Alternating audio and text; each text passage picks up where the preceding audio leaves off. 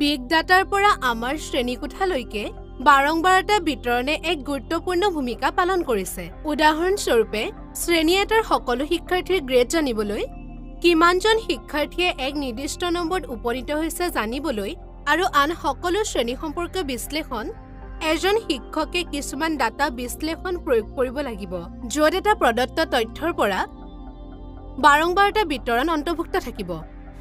এই ভিডিঅ'টোত আমি সেই বিষয়ে অধিক শিকিম। 80 নম্বৰৰ গণিতৰ পৰীক্ষাত এটা নিৰ্দিষ্ট বিদ্যালয়ৰ শ্ৰেণী 9ৰ 50 জন শিক্ষাৰ্থীয়ে প্ৰাপ্ত কৰা নম্বৰৰ গোট অবৰ্গীকৃত তথ্য তলত দিয়া হৈছে। এই তথ্যৰ পৰা কোনো বিশেষ তথ্য উপলব্ধ নহয়। 40ৰ পৰা 50ৰ ভিতৰত নম্বৰ প্ৰাপ্ত কৰা শিক্ষাৰ্থীৰ সংখ্যা কিমান? কিমানজন শিক্ষাৰ্থীয়ে 60 নম্বৰতকৈ অধিক নম্বৰ লাভ কৰে? কিমানজন শিক্ষাৰ্থীয়ে 35 নম্বৰতকৈ কম নম্বৰ প্ৰাপ্ত কৰে? এনে প্ৰশ্নৰ উত্তৰ দিয়াটো সহজ নহয়। গতিকে এই ধৰণৰ তথ্যক কিছুমান শ্ৰেণীত বিভক্ত কৰা হৈছে। উপৰোক্ত তালিকাখনক বাৰম্বাৰতা তালিকা বুলি কোৱা হয় আৰু ডাটাৰ পৰা বাৰম্বাৰতা তালিকা প্ৰস্তুত কৰাৰ প্ৰক্ৰিয়াটোক বাৰম্বাৰতা বিতৰণ বুলি কোৱা হয়।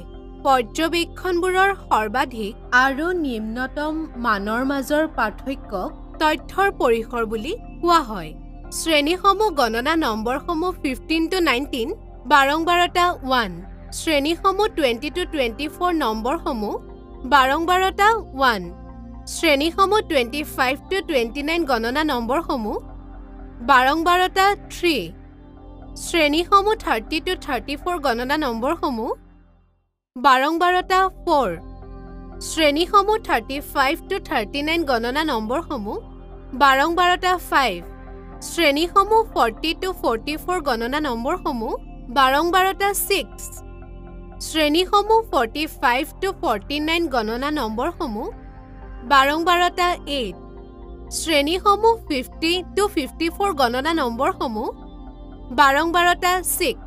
শ্ৰেণীসমূহ 55 to 59 গণনা নম্বৰসমূহ বাৰম্বাৰতা 5। শ্ৰেণীসমূহ 60 to 64 গণনা নম্বৰসমূহ বাৰম্বাৰতা 4। শ্ৰেণীসমূহ 65 to 69 গণনা নম্বৰসমূহ বাৰম্বাৰতা 3। শ্ৰেণীসমূহ 70 to 74 গণনা নম্বৰসমূহ বাৰম্বাৰতা 3। শ্ৰেণীসমূহ 75 to 79 গণনা নম্বৰসমূহ বাৰম্বাৰতা 1। যদি আমি শ্ৰেণীৰ দৈৰ্ঘ্য 5 কৰাৰ সিদ্ধান্ত লওঁ, তেন্তে 61/5 is equal to 12.2 হিচাপে 13টা শ্ৰেণী থাকিব। শ্ৰেণীবোৰ ব্যৱধানৰ ৰূপত হয়। শ্ৰেণীবোৰত সৰ্বাধিক আৰু নিম্নতম মূল্যবোৰক ক্ৰমান্বয়ে সংশ্লিষ্ট শ্ৰেণীৰ অমিল ভগ্নাংশ আৰু নিম্নসীমা বুলি কোৱা হয়। তথ্যৰ শ্ৰেণী বিভাজনত 15 to 19 হৈছে প্ৰথম শ্ৰেণী। ইয়াৰ অমিল ভগ্নাংশ 19 আৰু ইয়াৰ নিম্নসীমা 15। শ্ৰেণী এটাৰ শ্ৰেণীসীমাৰ গড়ক সেই শ্ৰেণীৰ মধ্যমান বা শ্ৰেণী নম্বৰ বা মধ্যমান বুলি কোৱা হয়। শ্ৰেণীৰ মধ্যমান হৈছে 15 plus 19/2 is equal to 17।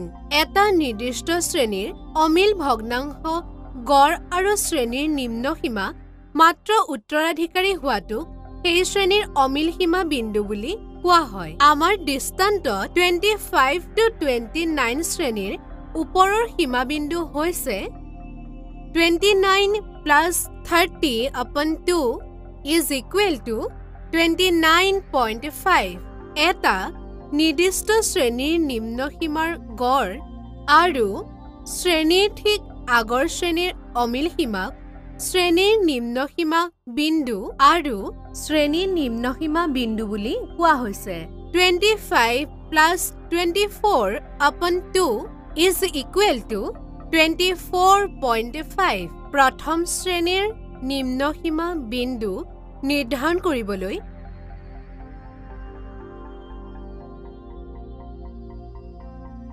আমি প্ৰত্যাশিত পূৰ্বৱৰ্তী শ্ৰেণীৰ ঊৰ্ধ্বসীমাৰ গড় আৰু প্ৰথমটোৰ নিম্নসীমা, উদাহৰণস্বৰূপে 15 to 19ৰ প্ৰথমটোৰ আগৰ শ্ৰেণীটো হৈছে 10 to 14।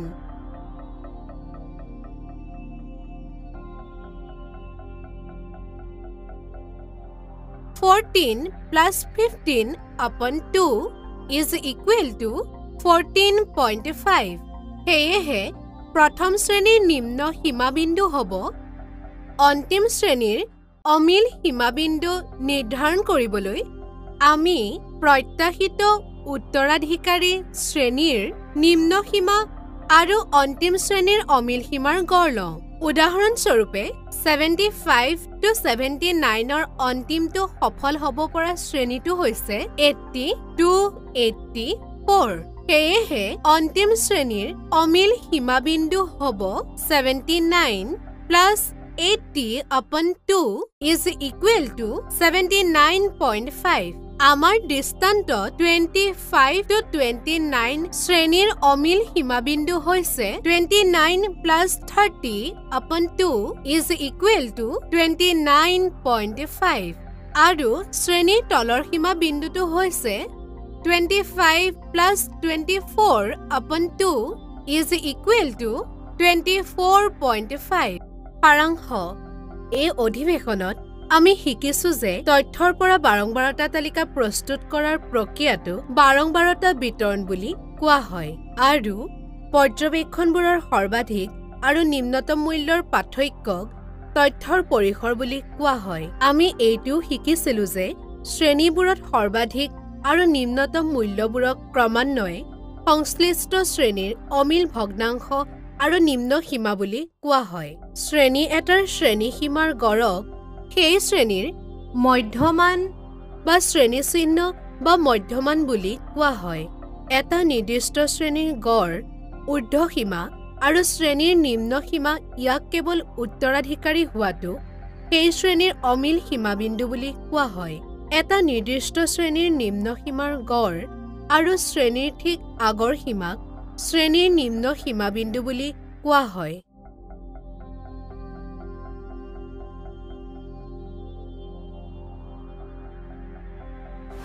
এই ভিডিঅ'টোত আমি শ্ৰেণীটোত কৰা কিছুমান বিশ্লেষণৰ বিষয়ে বহুত কথা পাতিছিলো কিয়নো ই বাৰংবাৰতা বিতৰণৰ সৈতে সম্পৰ্কিত।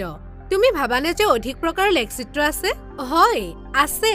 এনে গ্ৰাফৰ বিষয়ে অধিক জানিবলৈ আমাৰ আহিবলগীয়া ভিডিঅ'বোৰ চোৱা।